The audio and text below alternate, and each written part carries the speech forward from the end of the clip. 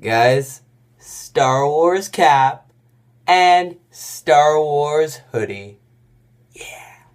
I'm a pro, cause I'm Adam Timmo. Rogue One. Or Rogue One, a Star Wars story. But as we saw through the movie, they just call it Rogue One, so I'm sticking with that.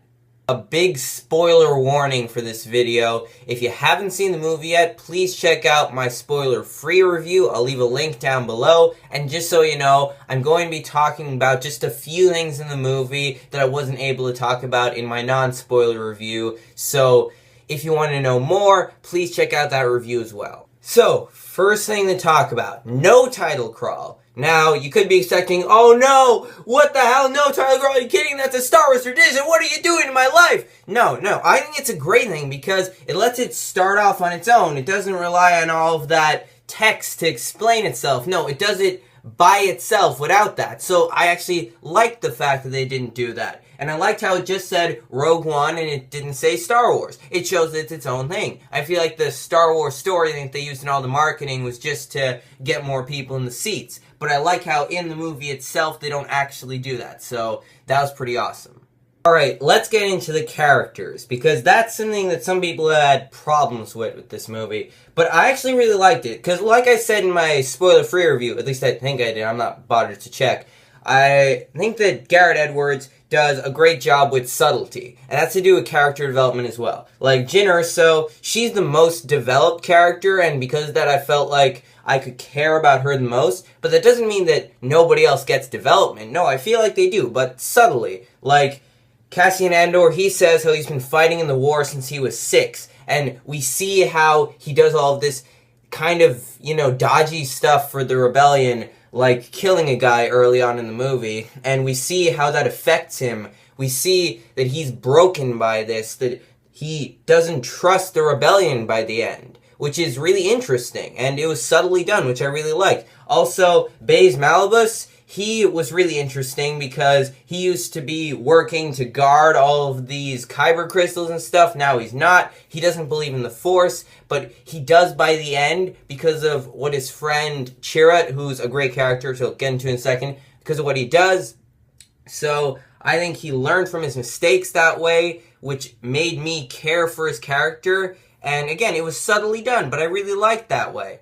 And then Bodhi Rook, who used to be an Imperial pilot, he was really well done because he followed them so much, and then he says how he doesn't trust them anymore, how he's helping Galen Erso, he believes that the rebellion is the right people. So he was also really likable, which is pretty cool, because Riz Ahmed, I forget his name, sorry, I'm terrible with names, but point is, he's a really likable actor, he does a great job in this movie as the character. And then, of course, there's Chirrut.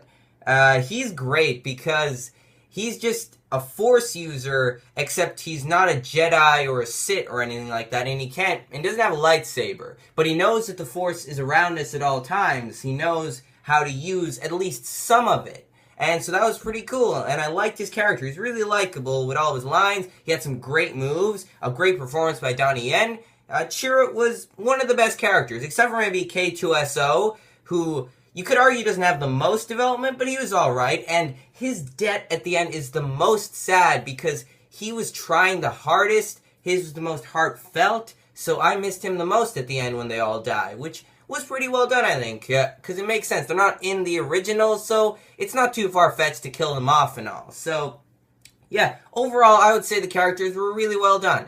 And, again, some people have problems with them, but I liked the subtlety they used. I liked how Garrett Edwards does this all the time. I'm a huge Garrett Edwards fan, so characters, I think this movie does well. And then there were all these fan service moments in the movie, but I don't think they were overdone. There weren't as many as there were in The Force Awakens last year. I think they did it well enough to have us be happy about it, but not to overuse it, like to make us feel cheap or anything. So yeah, I like the way they used the fan service in this movie, particularly the Star Wars Rebels references. Like at one point I could see the droid from Star Wars Rebels, Chopper, he was passing by. That was pretty cool. And then I saw the Ghost, which was really awesome.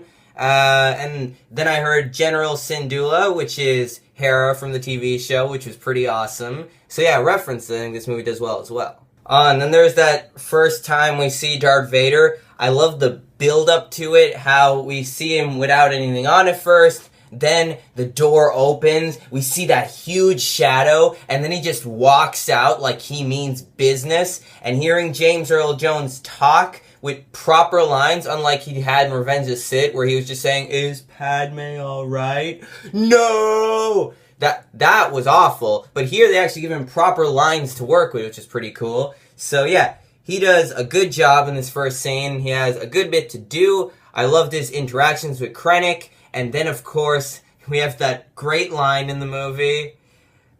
"Be careful not to choke on your aspirations, director."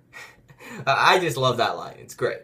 Oh, and then we have Grand Moff Tarkin, who you can kind of tell, especially if you've seen the original Star Wars, that it's not actually Peter Cushing, which makes sense because he did die a while ago. And it's really tough to actually make human skin and all. So I wouldn't be too surprised if some people are a bit off by it, especially since we know that Peter Cushing is actually dead.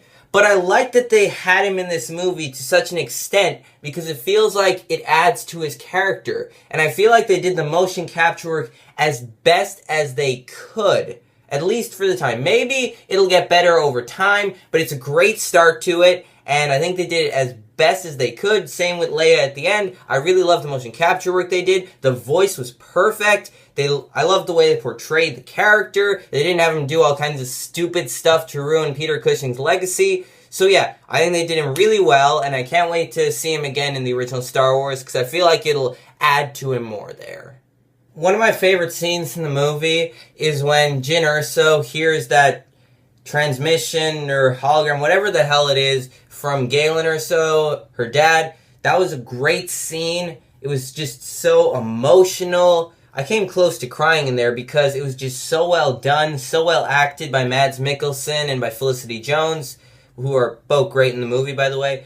Yeah, I just love that scene. It's one of the best in the movie. It's certainly what I'm going to remember most about it. So yeah, that was a great scene. And you know, the entire final battle is really awesome. Like, I love the way they filmed it. I love the way they directed it. It was great. It was exciting. I love that. That was it built up great to that part. I loved all of it, but there's one segment in particular I loved. Here we go. So, one of the Star Destroyers just powers down, so they get the Hammerhead Corvette from Star Wars Rebels, and they push it into the other one, where it just like crashes and smashes right into it, and then it all just falls down, and it makes a huge explosion. It just destroys the entire shield, which is a reference to Spaceballs, so they had a shield around the whole planet there too. And then we get to one of the best points in the movie. In fact, in all of Star Wars. So it's all dark, everybody's panicking, and then we hear that heavy breathing.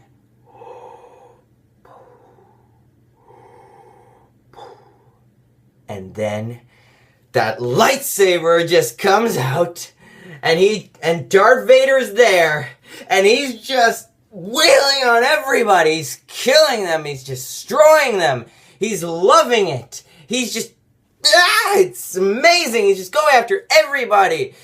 It just shows how awesome Darth Vader is. It's like one of the best scenes in all of Star Wars. One of Darth Vader's best scenes. And it's at the very end, but that makes every single thing you've watched before completely worth it, because it's just such an amazing scene.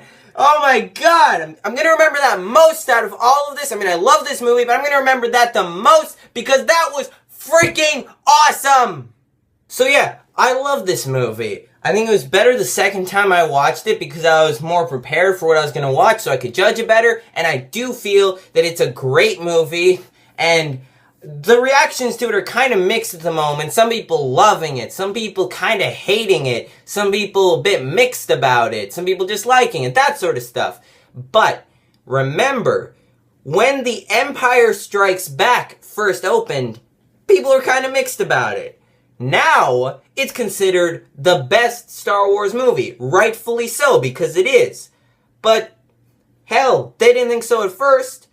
I feel like this is the same situation. I feel like over time, this movie's reputation will get better and better. People are talking about the reshoots. All of the Star Wars movies have reshoots. Maybe not as much, but definitely all of them had lots of problems behind the scenes, so who cares if they have reshoots in here? Personally, I think they did this movie really, really well. I'm a huge fan of Garrett Edwards. I think this is his third great movie. It's his third movie, so it's the third movie he's made, and it's still great. I think Garrett Edwards is one of the most underrated directors working in Hollywood. He deserves more respect. I love this movie. If you haven't seen it yet, well then why are you watching this video? You just got everything spoiled for you. But still, if you've seen it already, watch it again because it's definitely worth it. If you don't like it so much, just take into account what I'm saying and try watching it again. Maybe you'll appreciate it more. So yeah, that's it.